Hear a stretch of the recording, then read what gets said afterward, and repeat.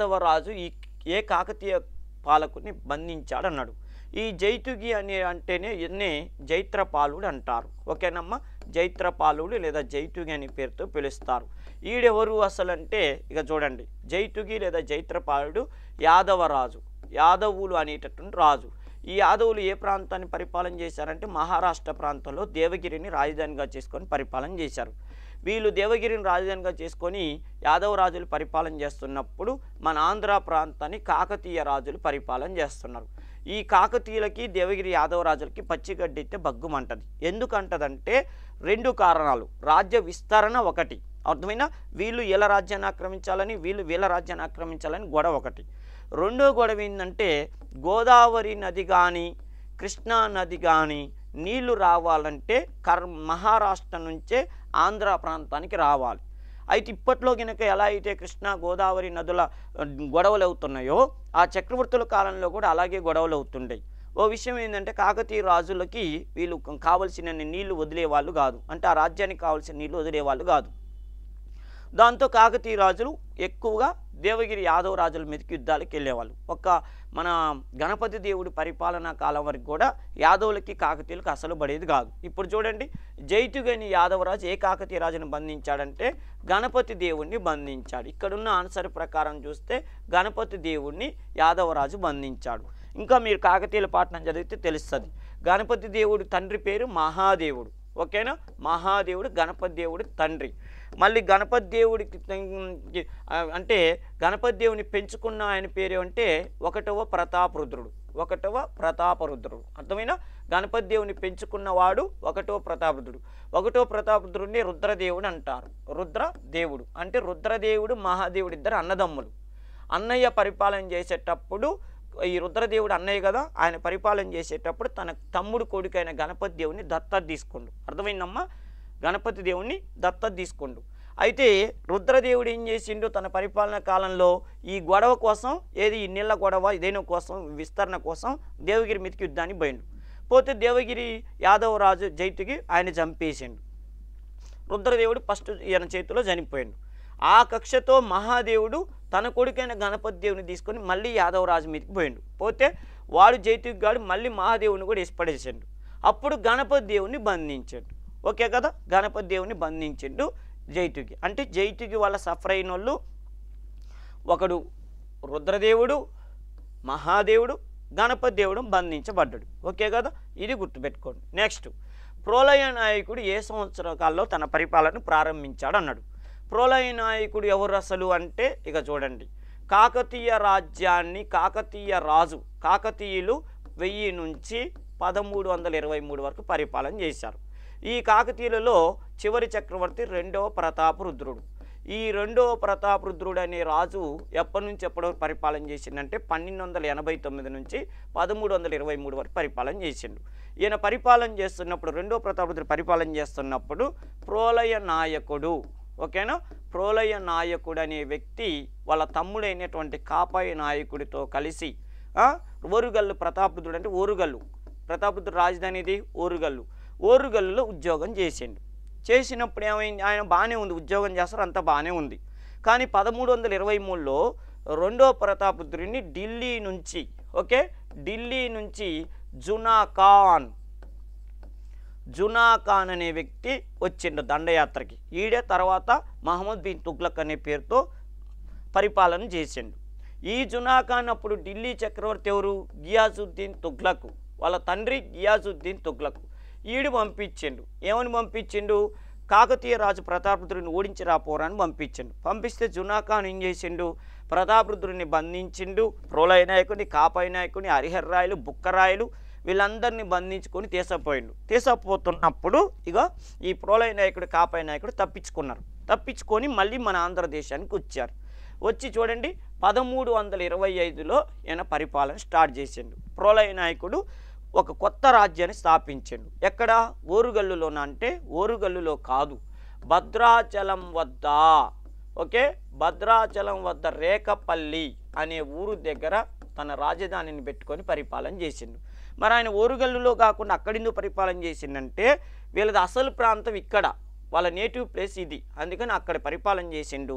ఈయన 1325లో రాజ్య స్థాపన చేసినప్పుడు ఆ రాజ్యానికి ఏమని పేరు పెట్టిందంటే ముసునూరు రాజ్యం అని పేరు పెట్టిండు. ముసునూరు వాళ్ళ రాజు వంశం పేరు ముసునూరు కాబట్టి ముసునూరు రాజ్యం అని పేరు పెట్టిండు.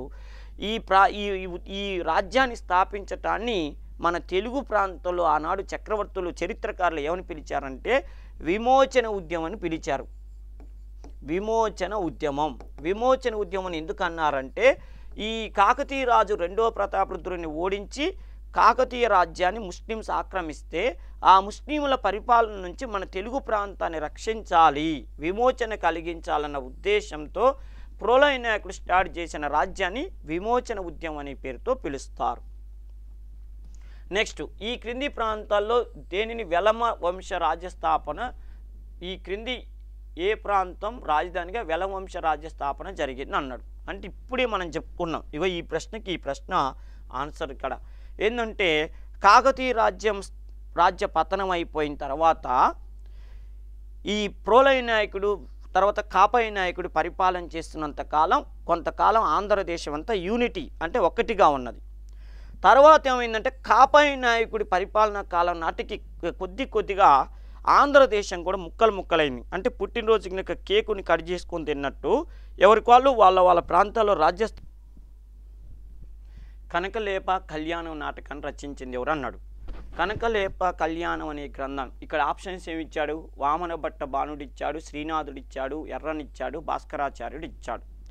కనకలేప కళ్యాణం అనేటటువంటి నాటకం అనగానే మనకి వామన భట్ట బాణుడు అనేటటువంటి వ్యక్తి గుర్తుకు రావాలి. ఓకేనమ్మా, వామన భట్ట బాణుడు. అసలు వామన భట్ట బాణుడు ఎక్కడన్నా మనకి చరిత్రలో వచ్చిందంటే ఈయన 9వ శతాబ్దానికి చెందిన వ్యక్తి.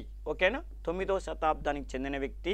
ఈయన ప్రత్యేకమైన విషయం ఏంటంటే ఈయన ప్రత్యేకంగా దేని మీద వ్యాసాలు పుస్తకాలు అదేవిధంగా పద్యాలు రాశాడంటే ఈయన అలంకార గ్రంథాలు రాసిందని చెప్తారు. బాగా అలంకార గ్రంథాలు. ఓకేనా, అలంకార గ్రంథాలు రాశాడంటారు. రెండోది కవిప్రియ అనేటటువంటి గ్రంథాన్ని రాశాడు. ఈయన్నే వామన భట్ట బాణుడు అంటారు లేదా వామనుడు అనే పేరుతో పిలుస్తారు, కవిప్రియ అంటారు. ఇంకో విషయం ఏంటంటే కావ్యాలంకార సూత్ర అనేటటువంటి గ్రంథాన్ని కూడా రాశాడు ఈ వామన భట్ట బాణుడు. ఓకేనా, 9వ శతాబ్దానికి చెందినటువంటి వ్యక్తి, అలంకార గ్రంథాలను బాగా రాసినటువంటి వ్యక్తి. కవిప్రియ అనే గ్రంథం రాసిండు, కావ్యాలంకార సూత్రాన్ని రచించిండు. నెక్స్ట్ కనకలేప కళ్యాణం అనేటటువంటి నాటకాన్ని కూడా రచించాడు. నెక్స్ట్, ఖురాన్ ప్రతిని తన సింహాసనం ముందు పెట్టి పరిపాలించిన విజయనగర సామ్రాజ్య చక్రవర్తి ఎవరు అన్నాడు. అంటే మొదటి దేవరాయలు అచ్యుతదేవరాయలు, రెండో హరిహర్రాయలు, రెండో దేవరాయలు. అంటే ఖురాన్ ప్రతిని తన సింహాసనం మీద పెట్టుకొని లౌకిక విధానం అంటే నాకు అన్ని మతాలు సమానమే అని చెప్పి అద్భుతంగా పరిపాలన చేసిన చక్రవర్తి రెండవ దేవరాయలు. ఈయనని ప్రౌఢదేవరాయలు అనే పేరుతో కూడా పిలుస్తారు. ఈ ప్రౌఢదేవరాయలు ఎప్పుడంటే 1422 నుంచి 1444 వరకు పరిపాలన చేసిండు. ఈయన పరిపాలనా కాలంలో ఒక విధంగా చెప్పాలంటే విజయనగర సామ్రాజ్యం అద్భుతంగా పరిపాలన చేయబడిన కాలం. అంటే శ్రీకృష్ణదేవరాయల పరిపాలనా కాలాన్ని ఎలా పోల్చుతారో ఈయన అలా పోల్చుతారు. అబ్దుల్ రజాక్, నికోలో కాంటి ఎందరో ఇతని ఆస్థానాన్ని సందర్శించారు. అదేవిధంగా సంగమ వంశం, ఈయన సంగమ వంశానికి చెందినవాడు. సంగమ వంశంలో గొప్ప చక్రవర్తి అంటే కూడా రెండవ దేవరాయలు అంటారు. కవిగాను చక్రవర్తిగాను పేరు పొందిన మొట్టమొదటి విజయనగర చక్రవర్తి అంటే ఈయనే. తర్వాత కృష్ణదేవరాయలు వచ్చారనుకోండి, కృష్ణదేవరాయల కంటే ఎక్కువగా ప్రశంసలు పొందినటువంటి వ్యక్తి, కృష్ణదేవరాయల కంటే ముందు ఎక్కువగా ప్రశంసలు పొందిన వ్యక్తి రెండవ దేవరాయలు. సంగమ వంశంలో గొప్పవాడు. మహానాటక సుధానిధి అనే గ్రంథం రాసిండు.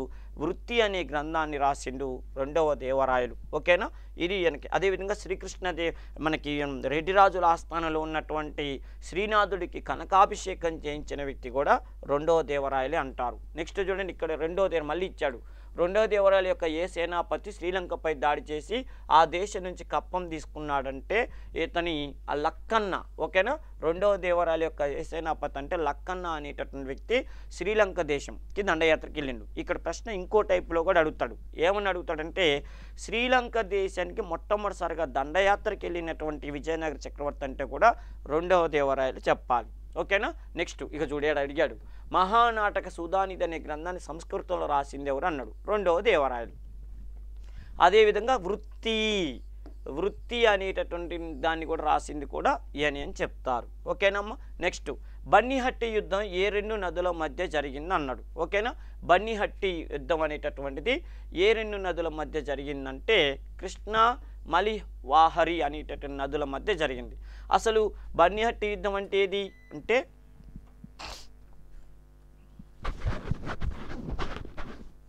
డియర్ స్టూడెంట్స్, ఆంధ్రప్రదేశ్ రాష్ట్రంలో ఏపీపీఎస్సీ గ్రూప్ 2 ప్రిపేర్ అవుతున్నటువంటి విద్యార్థులందరికీ మన విజయవాడలో ఉన్నటువంటి హర్షిత్ అకాడమీ ఒక సువర్ణటువంటి అవకాశాన్ని కల్పిస్తుంది.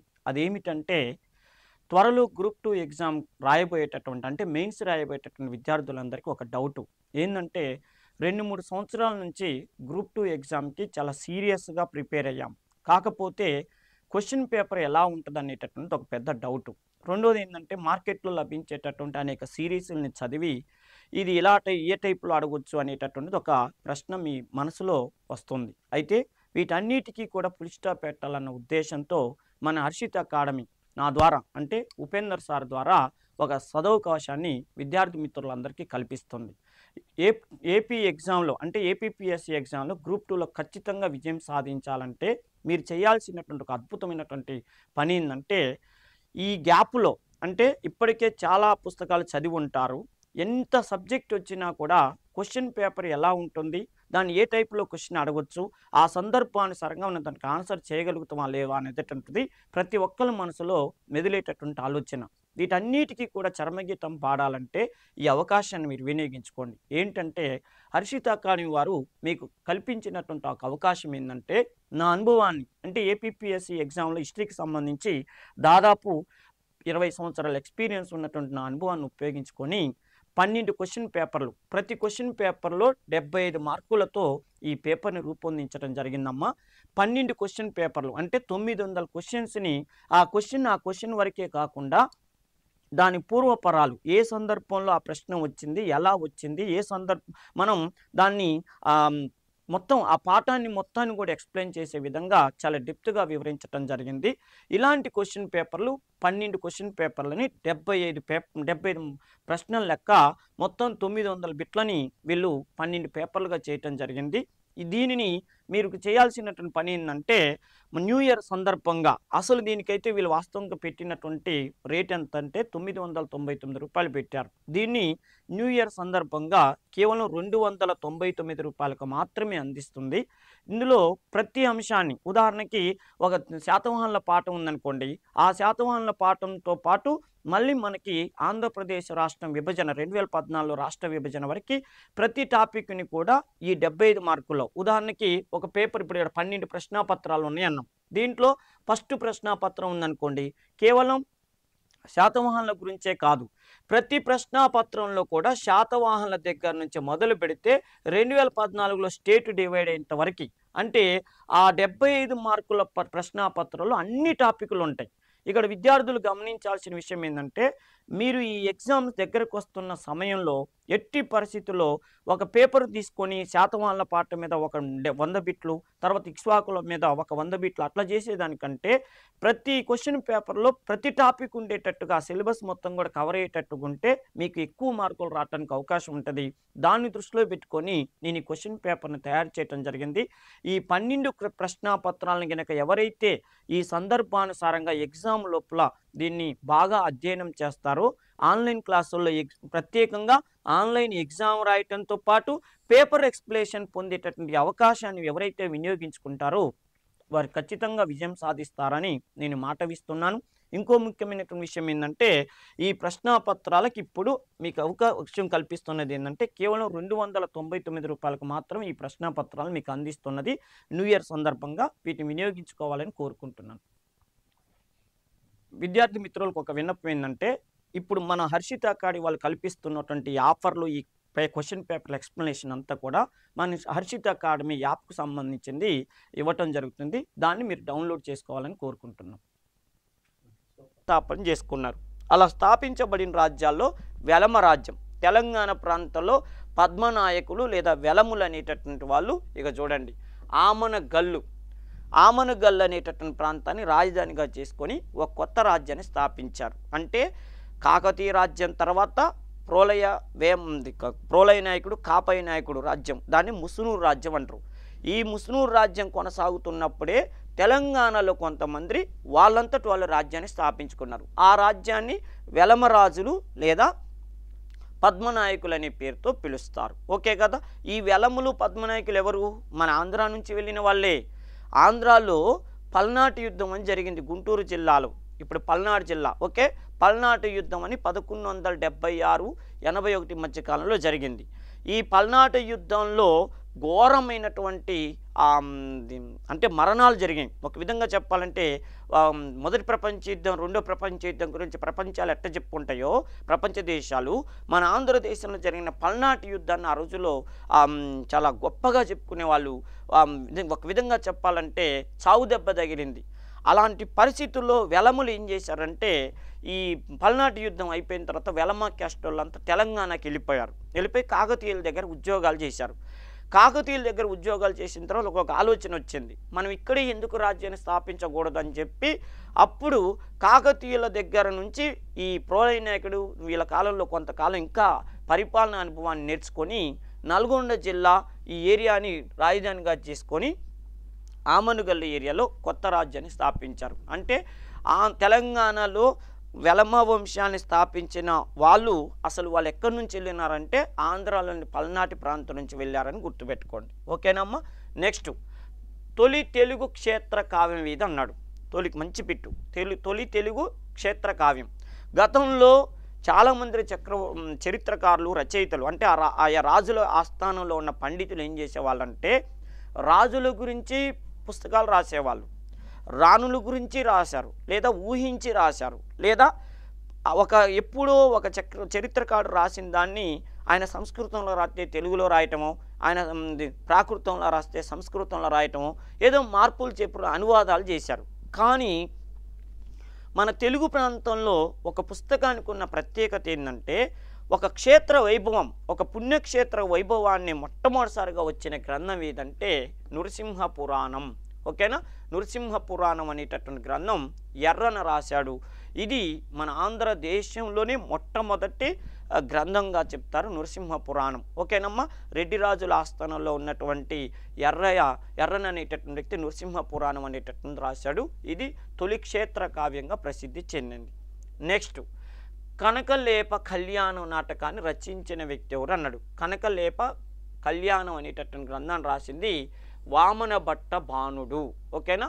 వామనభట్ట భానుడు అనేటటువంటి వ్యక్తి ఈయనకున్నటువంటి ప్రత్యేకత ఏంటంటే ప్రత్యేకంగా ఈ వామనభట్ట భానుడు అనేటటువంటి వ్యక్తి ఆయన అంటే ఈయన రాసిన గ్రంథాలన్నీ కూడా ఎలా రాసేవాడంటే ప్రత్యేకంగా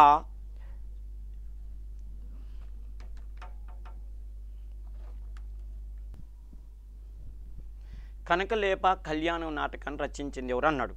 కనకలేప కళ్యాణం అనే గ్రంథం ఇక్కడ ఆప్షన్స్ ఏమి ఇచ్చాడు? వామనభట్ట భానుడు ఇచ్చాడు, శ్రీనాథుడు ఇచ్చాడు, ఎర్రనిచ్చాడు, భాస్కరాచార్యుడు ఇచ్చాడు.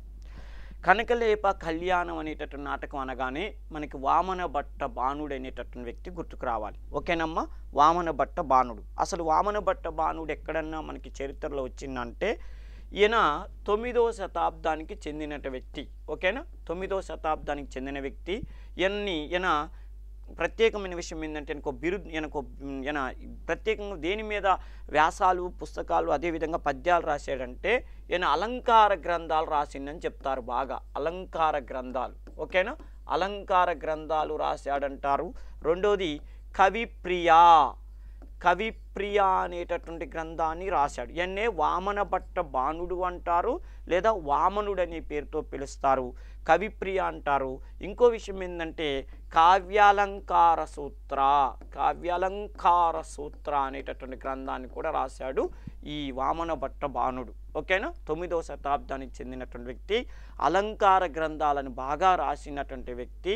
కవిప్రియ అనే గ్రంథం రాసిండు, కావ్యాలంకార సూత్రాన్ని రచించిండు. నెక్స్ట్ కనకలేప కళ్యాణం అనేటటువంటి నాటకాన్ని కూడా రచించాడు.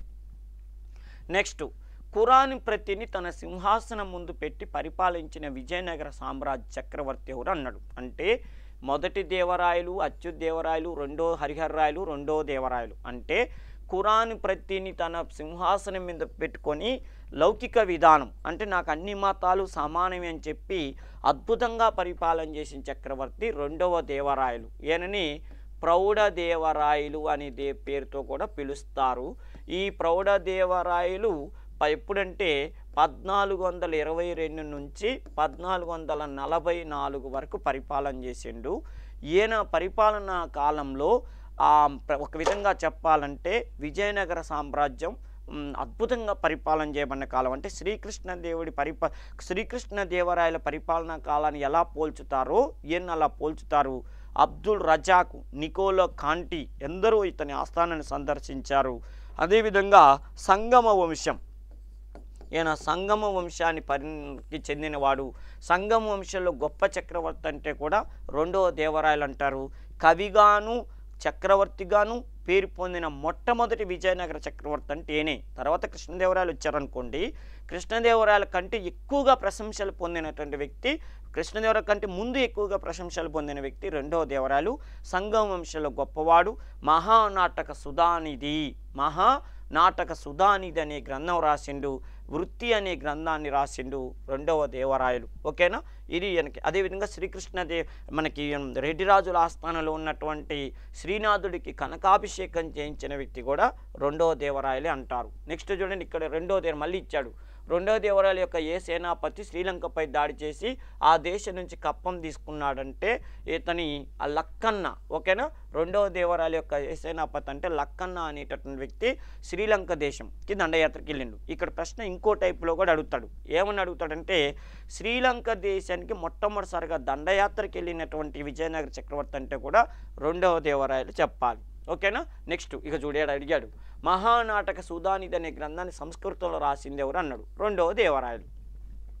అదేవిధంగా వృత్తి అనేటటువంటి దాన్ని కూడా రాసింది కూడా ఈయన అని చెప్తారు. ఓకేనమ్మా. నెక్స్ట్ బన్నిహట్టి యుద్ధం ఏ రెండు నదుల మధ్య జరిగింది అన్నాడు. ఓకేనా, బన్నిహట్టి యుద్ధం అనేటటువంటిది ఏ రెండు నదుల మధ్య జరిగిందంటే కృష్ణా మలివాహరి అనేటటువంటి నదుల మధ్య జరిగింది. అసలు బన్నిహట్టి యుద్ధం అంటే ఏది అంటే బన్నిహట్టి యుద్ధం ఏ నదుల మధ్య జరిగింది అన్నాడు. అంటే కృష్ణ గోదావరి, మలివాహరి గోదావరి, కృష్ణ మలివాహరి, దీన్ని మాలాపహారి అంటారు. మాలాపహారి అసలు పేరు మాలాపహారి, కృష్ణ సరయు అన్నాడు. అసలు బన్నిహట్టి యుద్ధం అంటే ఏ యుద్ధం అంటే రాక్షసి తంగడి యుద్ధం. రాక్షసి తంగడి అనే రెండు గ్రామాల మధ్య జరిగిన యుద్ధం కాబట్టి రాక్షస తంగడి యుద్ధం అంటారు. దీన్ని తల్లికోట యుద్ధం అంటారు. తల్లికోట యుద్ధం ఇప్పుడు మీకు అర్థమై ఉంటుంది. 1565 సంవత్సరం జనవరి నెల 25వ తారీఖు నాడు జరిగిన యుద్ధమే బన్నిహట్టి యుద్ధం. అంటే విజయనగర రాజ్యానికి బహమనీ రాజ్యాలకి మధ్య జరిగిన యుద్ధం. ఈ యుద్ధం ఏ నదుల మధ్య జరిగిందంటే కృష్ణానదికి ఉత్తరంగా కృష్ణ మాలాపహారి నదుల మధ్య ఇది జరిగింది. ఓకేనమ్మా. దీన్ని ఆ రెండు నదుల మధ్య ప్రాంతంలో రెండు గ్రామాలు రాక్షసి తంగడిని రెండు గ్రామాలు ఉన్నాయి. దీనికే తల్లికోట యుద్ధం అనేటటువంటి పేరు కూడా ఉంది. ఈ యుద్ధంలో విజయనగర సామ్రాజ్యం ఘోరంగా ఊడిపోయింది. నెక్స్ట్ తెలుగు భాష ఏ రాజుల కాలంలో అభివృద్ధి చెందింది అన్నాడు. అంటే ముదిగొండ చాళుక్యులు, వేములవాడ చాళుక్యులు, వేంగి చాళుక్యులు, కాకతీయులు అన్నాడు. ఇక్కడ కన్ఫ్యూజ్ కావాలని చెప్పించిండు. చూడండి, అందరూ చాళుక్యులే. అంటే తెలుగు భాష ఎక్కువగా వేంగి చాళుక్యులు అంటే కుబ్జ విష్ణువర్ధనుడు స్థాపించినటువంటి వేంగి చాళుక్యుల కాలం నుంచి మన ఆంధ్రదేశంలో తెలుగు భాష పీక్ స్టేజ్కి వెళ్ళిపోయింది. వీళ్ళు తెలుగు భాషకి అనలేని ప్రాధాన్యత ఇస్తేనే తర్వాత కాలంలో కాకతీయులు కానీ, తర్వాత విజయనగర చక్రవర్తులు కానీ, తర్వాత రెడ్డి రాజులు కానీ, తర్వాత విషయం ఏంటంటే కుతుబు షాహీలు కానీ తెలుగు భాషకు ఎనలేని ప్రాధాన్యత ఇచ్చారు. ఇప్పుడు నేను చెప్పిన రాజవంశాలన్నీ కూడా తెలుగు భాషకు ప్రథమ స్థానం ఇవ్వటానికి ఒక విధంగా స్ఫూర్తి ప్రదాతలు ఎవరయ్యా అంటే వేంగి చాళుక్యులు. వీళ్ళని తూర్పు చాళుక్యులు అంటారు. ముఖ్యంగా రాజరాజ నరేంద్రుడు తెలుగు భాషకు ఎనలేని ప్రాధాన్యత ఇచ్చాడు. ఆయన ఆస్థాన పండితుడైనటువంటి నన్నయ్య ప్రత్యేకంగా నారాయణ భట్టు సహకారంతో మహాభారతంలో కొంత భాగాన్ని తెలుగులో కూడా అనువాదం చేశాడని మనం చదువుతాం. ఓకేనమ్మా. నన్నయ్య, ఎర్రన, తిక్కన్ అనేవారు ఆంధ్ర మహాభారతాన్ని కొన్ని పర్వాలను తెలుగులో రాశారు. ఆ కవిత్రయంలో ఒకడైనటువంటి నన్నయ్య ఈ వేంగి చాళుక్యుల రాజైనటువంటి రాజరాజ నరేంద్రుడి ఆస్థానంలో ఉన్నాడు. ఓకేగా. నెక్స్ట్ విషయం ఏంటంటే ఎర్రన హరివంశాన్ని ఎవరికి అంకితం ఇచ్చాడు అన్నాడు. ఎర్రన అనగానే మనకి ప్రత్యేకంగా గుర్తుకు రావాల్సింది రెడ్డి రాజులు. ఓకేనా. రెడ్డి రాజులు అనేవాళ్ళు కాకతీయ సామ్రాజ్యం పతనం అయిపోయిన తర్వాత మన ఆంధ్రదేశంలో కొంత భాగాన్ని పరిపాలన చేశారు. ఈ రెడ్డి రాజుల ఆస్థానంలో ఉన్నటువంటి వ్యక్తి ఎర్రన. ఈయన ఎవరి ఆస్థానంలో ఉందంటే ప్రోలయ వేమారెడ్డి ఆస్థానంలో ఉన్నాడు. ఎర్రన తాను రచించినటువంటి హరివంశం అనే గ్రంథాన్ని ప్రోలయ వేమారెడ్డికి అంకితం ఇచ్చాడు. నెక్స్ట్ ఈ క్రింది వానులో సాలువ నరసింహరాయలకి సమకాలీకుడైన ఎవరు అన్నాడు. సాలువ నరసింహరాయలు అంటే విజయనగర సామ్రాజ్యాన్ని పరిపాలన చేసిన రెండవ వంశం, అంటే సాలువ వంశం రెండవ వంశం. ఓకేనా. రెండవ వంశం ఇది 1485లో స్థాపించబడింది. 1485లో సాలువ వంశాన్ని స్థాపించిన వ్యక్తి సాలువ నరసింహరాయలు. ఈయన 1481 నుంచి 1491 వరకు పరిపాలన చేసిండు. ఈయన ఈ వంశంలో గొప్పవాడు. సాలువ వంశంలో ఉన్నదే మొత్తం ఇద్దరు. సాలువ నరసింహరాయలు ఒకడు, ఆయనే రాజ్యాన్ని స్థాపించాడు. ఆయన ఆ వంశంలో గొప్పవాడు. ఆయన ఆస్థానంలో ఉన్నటువంటి వ్యక్తి అన్నమయ్య. ఓకేనా. అన్నమయ్య శ్రీ వెంకటేశ్వర స్వామిని కీర్తిస్తూ 32,000 సంకీర్తనలు రాశాడు. అదేవిధంగా ఇతని భార్య తాళపాక తిమ్మక్క సుభద్రా కళ్యాణం. ఓకేనా. సుభద్రా కళ్యాణం అని చెప్పి ఒక పుస్తకాన్ని రాసింది. తెలుగులో మొట్టమొదటి కవయిత్రి ఎవరంటే తాళపాక తిమ్మక్క అంటారు. అన్నమయ్య, తాళపాక తిమ్మక్క ఎవరికి సమకాలికులు అంటే సాలువ నరసింహరాయలకి సమకాలికులు. ఇంకా కొద్దిగా చెప్పుకోవాలనుకుంటే సాలువ నరసింహరాయల ఆస్థానంలో పిల్లలమర్రి పినవీరభద్రుడు ఉన్నాడు. ఆయన రాసిన గ్రంథాలు ఏమున్నాయి అంటే జైమిని భారతం, శృంగార శాకుంతలం రాశాడు. వాణి నా రాణి అని అత్యంత విశ్వాసాన్ని ప్రదర్శించినటువంటి పిల్లలమర్రి పినవీరభద్రుడు కూడా ఈయన ఆస్థాన పండితుడు. ఓకేనా. నెక్స్ట్ విషయం ఏంటంటే ఇక్కడ చూడండి, కృష్ణాపత్రిక మొదటి సంపాదకుడు ముట్నూరు కృష్ణారావు, కృష్ణాపత్రిక రెండో సంపాదకుడు దాసు నారాయణ అన్నాడు. అంటే ఇక్కడ రివర్స్ ఇచ్చిండు. కృష్ణాపత్రిక మొదటి సంపాదకుడు అంటేనో దాసు నారాయణరావు రాయాలి, రెండో సంపాదకుడు అంటేనో ముట్నూరి కృష్ణారావు రాయాలి. ఈ రెండు కూడా ఇక్కడ తప్పే. ఇంకో విషయం ఏంటంటే అసలు కృష్ణాపత్రిక 1902 సంవత్సరంలో వచ్చింది. కృష్ణాపత్రికని కొండా వెంకటప్పయ్య గారు స్థాపించారు. ఆ తర్వాత దానికి ఎవరి హ్యాండ్ ఓవర్లోకి వెళ్ళిపోయిందంటే 1905 సంవత్సరం నుంచి ముట్నూరి కృష్ణారావు గారి ఆధ్వర్యంలోకి వెళ్ళిపోయింది. ప్రత్యేకంగా వందే మాతృద్యమం 1905లో భారతదేశంలో కొనసాగుతున్నప్పుడే కృష్ణాపత్రికకి మన ఆంధ్రదేశంలో ముట్నూరి కృష్ణారావు గారు ఎడిటర్ అయ్యారు. ఆయన వందే మాతృద్యమాన్ని బాగా ప్రచారం చేశారు. అదేవిధంగా 1907 సంవత్సరంలో బిపిన్ చంద్రపాలు మన ఆంధ్రదేశాన్ని పర్యటించడానికి ప్రధాన కారకుడైన వ్యక్తి అంటేను ముట్నూరు కృష్ణారావు, ప్రధాన కారకురాలైన పత్రిక అంటేను కృష్ణాపత్రిక అని గుర్తుపెట్టుకోండి. రెండో విషయం ఏంటంటే ఇక్కడ జతపరచడం చూడండి, మద్రాసు నేటివ్ అసోసియేషన్, మద్రాసు మహాజన సభ, బ్రహ్మ సమాజం, దివ్యజ్ఞాన సమాజం. ఇది మినిమం నాలెడ్జ్ ఉన్నోళ్ళు కూడా చేస్తారు. మద్రాసు నేటివ్ అసోసియేషన్ అంటేనేమో 1852 సంవత్సరంలో గాజుల లక్ష్మీ నరసింహశెట్టి, దీన్ని చెన్నాపట్నం సొసైటీ అనే పేరుతో పిలుస్తారు. గాజుల లక్ష్మీ నరసింహశెట్టికి మన ఆంధ్రదేశంలో ఉన్న ప్రత్యేకత ఏంటంటే ఆంధ్రలో మొట్టమొదటి రాజకీయ పితామహుడు, ఆంధ్రాలో మొట్టమొదటి రాజకీయ పితామహుడు అని చెప్పి గాజుల లక్ష్మీ నరసింహశెట్టిని పిలుస్తారు. ఈయన 1852లో మద్రాసు నేటివ్ అసోసియేషన్ని స్థాపించాడు. మద్రాసు మహాజనసభ 1880 1884లో స్థాపించబడింది. భారత జాతీయ కాంగ్రెస్ స్థాపించటానికంటే ముందు దక్షిణ భారతదేశంలో 2 ప్రధానమైన సంస్థలు మన మద్రాసులో స్థాపించబడ్డాయి. ఒకటి మద్రాసు నేటివ్ అసోసియేషను, 2 మద్రాసు మహాజనసభ. దీన్ని గాజుల లక్ష్మీ నరసింహశెట్టి స్థాపిస్తే దీనిని ప్రత్యేకంగా ఆనందాచార్యులు, రంగయ్య నాయుడు, పార్థసారథి నాయుడు అనే వాళ్ళు స్థాపించారు. బ్రహ్మ సమాజాన్ని ఇక్కడ మనం బ్రహ్మ సమాజం నిజం చెప్పాలంటే ఇది ఇండియన్ హిస్టరీ బిట్టు. ఓకేనా. 1828వ సంవత్సరంలో రాజా రామ్మోహన్ రాయ్ అనే వ్యక్తి బెంగాల్లో స్థాపించాడు. దివ్యజ్ఞాన సమాజాన్ని 1875లో మేడం బ్లావెట్స్కీ, కర్నల్ ఆల్కాట్ అనేటటువంటి వ్యక్తులు న్యూయార్క్లో స్థాపించారు. ఓకేనా. ఇక్కడ చూడండి, మద్రాసు నేటివ్ అసోసియేషన్ 52, మద్రాస్ మహాజనసభ 1884, బ్రహ్మ సమాజం 1828, దివ్యజ్ఞాన సమాజం 1875. అంటే చూడండి ఇక్కడ మనం జతపరచటాలు చూస్తే ఇక్కడ ప్రత్యేకంగా మద్రాసు నేటివ్ అసోసియేషన్ అంటే 2. ఓకే. నెక్స్ట్ రెండోది ఇది. నెక్స్ట్ మద్రాస్ మహాజనసభ అంటేనేమో 1884, 2, 1. బ్రహ్మ సమాజం అంటేనేమో 4. తర్వాత దివ్యజ్ఞాన సమాజం అంటేనే 3, 2, 1, 4, 3. ఓకేనా. ఇక 2, 1, 4, 3. ఓకేనమ్మా, ఇది విషయం.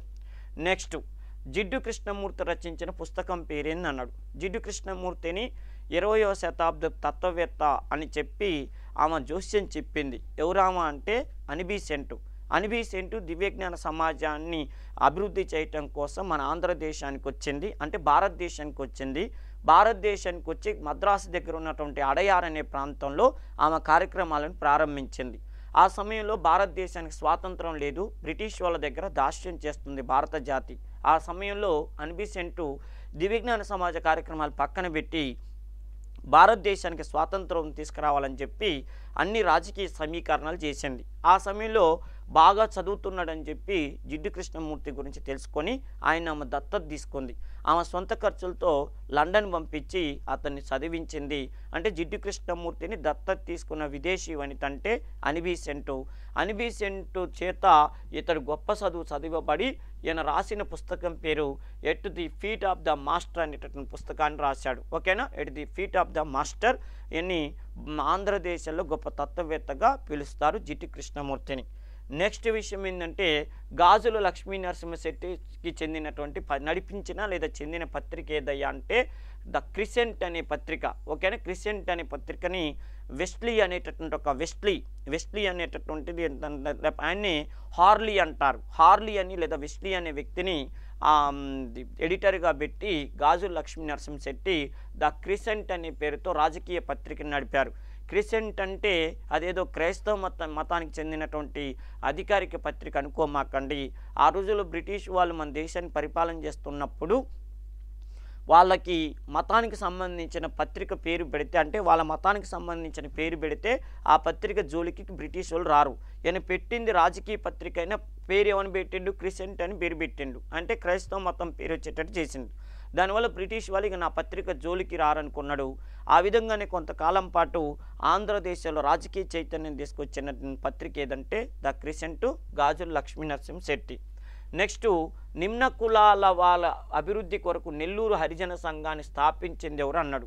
అంటే ప్రత్యేకంగా ఆంధ్రదేశంలో హరిజన ఉద్యమాలు అనేటటువంటివి ముఖ్యంగా మాదిరి భాగ్యరెడ్డి వర్మ, అంటే తెలంగాణకు చెందినటువంటి మాదిరి భాగ్యరెడ్డి వర్మ అనే వ్యక్తి చేసిన కృషి ఫలితంగా. ఎందుకంటే తెలంగాణలో ఆంధ్రాలో కంటే తెలంగాణలో ఈ హరిజన ఉద్యమాలు మొట్టమొదటిసారి వచ్చినాయి. హరిజన ఉద్యమాలను తెలంగాణలో ఫస్ట్ తీసుకొచ్చిన వ్యక్తి ఎవరంటే మాదిరి భాగ్యరెడ్డి వర్మ అని చెప్పి ఒక ఆయన తీసుకొచ్చిండు. ఈ మాదిరి భాగ్యరెడ్డి వర్మని తెలంగాణలో నిమ్న కులాల సంఘాల పితామహుడిగా పిలుస్తారు.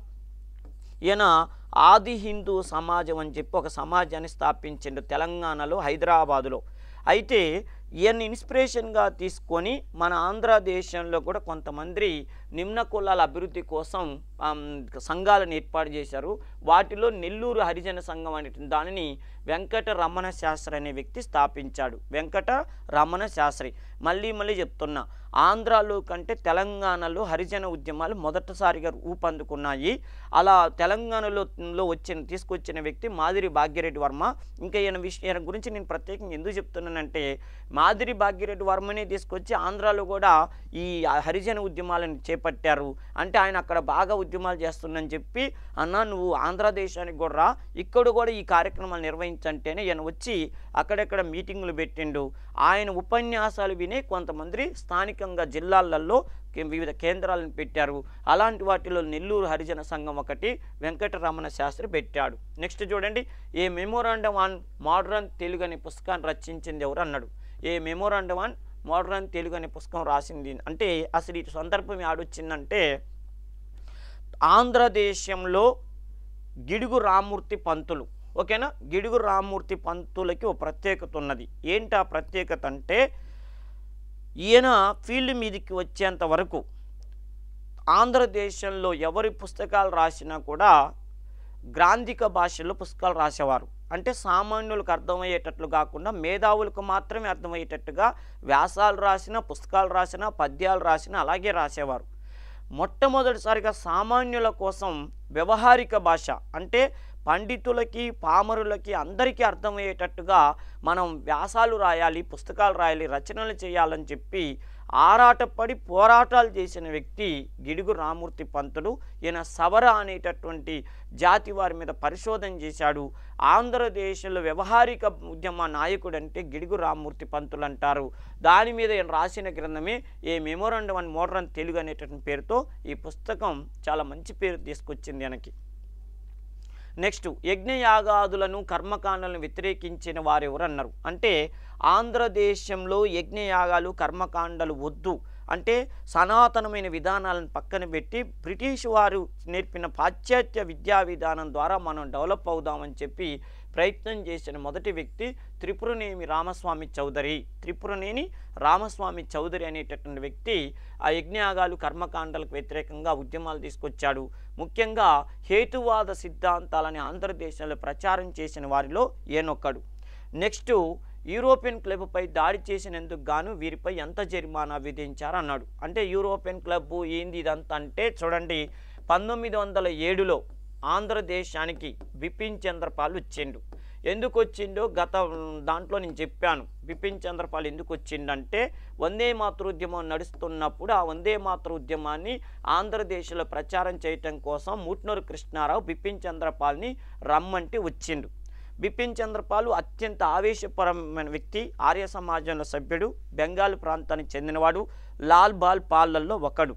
ఇతడు ప్రజల్ని ఉద్దేశించి ఉపన్యాసం ఇచ్చేటప్పుడు ఏమని చెప్పేవాడంటే, మిమ్మల్ని చూస్తుంటే దుర్గాదేవిలాగా కనపడుతున్నారు, మిమ్మల్ని చూస్తుంటే కాళికాదేవిలాగా పడుతున్నారు లే అని చెప్పి బాగా జనాలు ఎమోషన్ వచ్చేటట్టుగా ఉపన్యాసాలు ఇచ్చేవాడు. అంటే ఈ బిపిన్ చంద్రపాల్ ఉపన్యాసాలు వినటానికే కొంతమంది ఎంతో ఆరాటపడేవారు. ఆయన ఉపన్యాసం వినటం అంటే మనం జీవితంలో చేసుకున్న ఒక అదృష్టంగా భావించేవారు.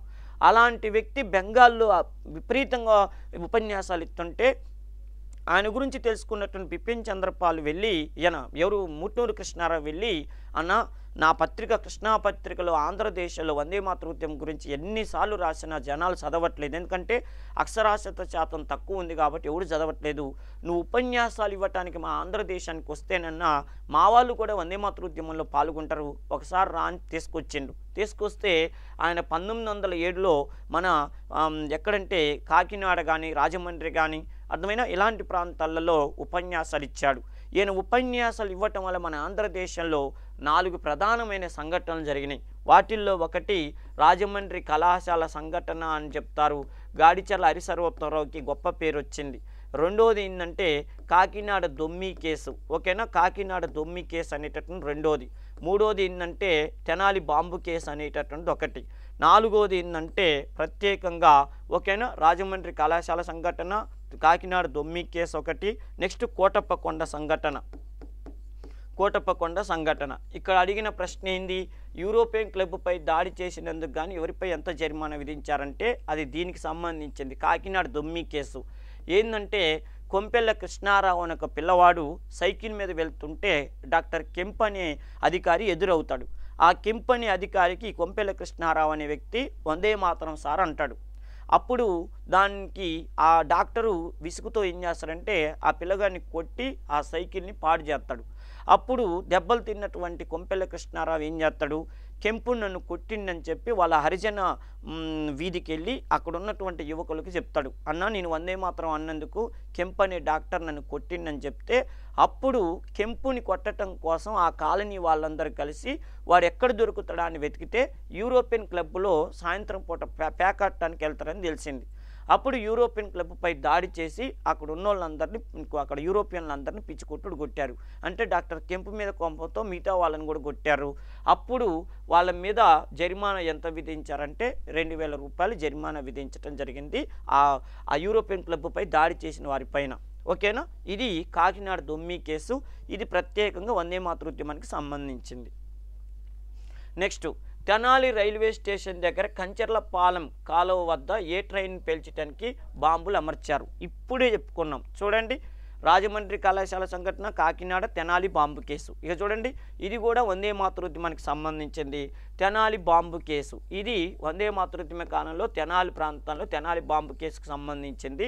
ఇక్కడ విషయం ఏంటంటే ప్రత్యేకంగా చుక్కపల్లి పిచ్చయ్య అనేటటువంటి చుక్కపల్లి రామయ్య అనేటటువంటి ఇద్దరు వ్యక్తులు కలిసి ఏంటంటే అసలు బ్రిటిష్ వాళ్ళ రైళ్ళని వీటన్నిటిని కూడా మనం పడేస్తే తొందరగా స్వాతంత్రం వస్తుందని చెప్పి బిపిన్ చంద్రపాల్ ఉపన్యాసం విన్నాక చేసిన పని ఏంటంటే తెనాలి రైల్వే స్టేషన్కి వచ్చేటటువంటి హౌరా ఎక్స్ప్రెస్ని పట్టాలు తప్పిస్తే అప్పుడు బ్రిటిష్ ప్రభుత్వానికి నష్టం జరుగుద్దన్న ఉద్దేశంతో తెనాలి రైల్వే స్టేషన్ దగ్గర హౌరా ఎక్స్ప్రెస్కి నష్టం కలిగించడానికి వీళ్ళు చేశారు. కాకపోతే ఇలా బ్యాళ్ళకి ఏంటంటే వాళ్ళు అమర్చినటువంటి బాంబు మీదకి అంటే ఆ టైంకి కరెక్ట్ టైంకి వస్తుంది అనుకున్న ట్రైన్ ఆ రోజు ఆలస్యం కావటం, చెన్నుగాడని ఒక దళిత పిల్లవాడు ఆ రైల్వే ట్రాక్ నుంచి మీద నుంచి వెళ్తూ దాని మీద కాలు పెట్టడం, అతడు చనిపోవటం, అసలు ఇది ఎవరు ఇక్కడ బాంబు అమర్చారని చెప్పి ఎంక్వైరీ చేయటం, వాళ్ళని అండమాన్ నికోబార్ దీవులు పంపించటం, ఇదంతా కూడా జరిగింది. ఓకేనా.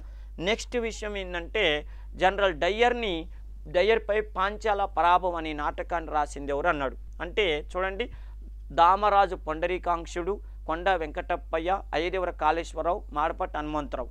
జనరల్ డయ్యరు అనగానే మనకి 1919 ఏప్రిల్ 13వ తారీఖు నాడు గుర్తుకొస్తుంది. దీన్ని ఎందుకు చెప్పుకుంటామంటే జలియన్ వాలాబాగ్ సంఘటన అంటాం. జలియన్ వాలాబాగ్ సంఘటన అనే పేరుతో పిలుస్తారు. ఈ జలియన్ వాలాబాగ్ సంఘటనతో చాలా నష్టం జరిగింది. దాదాపు 1200 మంది చనిపోయారని చెప్తారు కాంగ్రెస్ వాళ్ళు. కానీ బ్రిటిష్ వాళ్ళు ఏమన్నారు, 300 మందే చనిపోయారని చెప్పి హంటర్ కమిటీ చెప్పింది. కానీ గాంధీ నాయకత్వంలో కాంగ్రెస్ వాళ్ళు ఏం చెప్పారు, గాంధీ కమిటీ ప్రకారం ఏమని చెప్పిందంటే జలియన్ వాలాబాగ్ సంఘటనలో 1200 మంది చనిపోయారు అన్నారు. అసలు దీని అంతటికీ కారకుడు డయ్యర్ కాబట్టి డయ్యర్ని విమర్శిస్తూ మన ఆంధ్రదేశంలో దామరాజు పొండరీకాంక్షుడు అనే వ్యక్తి ఒక విప్లవకారుడు ఈ పుస్తకం రాశాడు, పాంచాల పరాభవం. ఓకేనా, పాంచాల పరాభవం అనే పేరుతో ఈ పుస్తకం. అంటే మళ్ళీ చెప్తున్న డయ్యర్ని ఒక దుర్యోధనుడితో పోల్చుతూ మహాభారతంలో శత్రువు ఎవరు అంటే విలన్ ఎవరు, దుర్యోధనుడు. భారతదేశంలో స్వతంత్ర పోరాటానికి విలన్ ఎవరు, డయ్యరు. అందుకని డయ్యర్ని ఒక దుర్యోధనుడిగా పోలుస్తూ పాంచాల పరాభవం అనే పేరుతో ఈ పుస్తకం రాసింది. ఈ నాటకం ఒక విధంగా ఇది నాటకం రాసింది. ఎందుకంటే ఆ రోజుల్లో ఆంధ్రదేశంలో కానీ భారతదేశంలో కానీ చదువుకున్న వాళ్ళ పర్సెంటేజ్ తక్కువ కాబట్టి ఆ చదువుకోని వాళ్ళకి పుస్తకాలు ఇస్తే వాళ్ళు ఏం చేస్తారు, అందుకని చదువుకోని వాళ్ళకి మనం ఎన్ని పుస్తకాలు రాసినా అర్థం కాదు. అందుకని మనం ఏం చేయాలంటే అత్యధిక ప్రజలని మన ఉద్యమంలోకి తీసుకురావాలంటే నాటకాలు రాసి పల్లెటూర్లోకి వెళ్ళి రచ్చబండల దగ్గర ఈ నాటకాలను ప్రదర్శిస్తే చదువుకోని వాళ్ళతో పాటు అందరికీ అర్థమవుతుంది. అప్పుడు మన లక్ష్యం ఏంది, స్వతంత్ర పోరాటంలోకి అందరినీ తీసుకురావాలి. అది మన లక్ష్యం నెరవేరుతుందన్న ఉద్దేశంతో చాలామంది నాటకాలు రాశారు. అలాంటి నాటకాలలో పాంచాల పరాభవం ఒకటి, విశ్వనాథ సత్యనారాయణ రచించిన నర్తనశాల ఒకటి, అదేవిధంగా కృష్ణా జిల్లాలో శుంకర సత్యనారాయణ, వాసిరెడ్డి భాస్కర్రావు రచించిన మాభూమి నాటకం, ఇలాంటి ఇలాంటి ఆ రోజుల్లో ప్రసిద్ధి చెందాయి. ఓకేనమ్మా.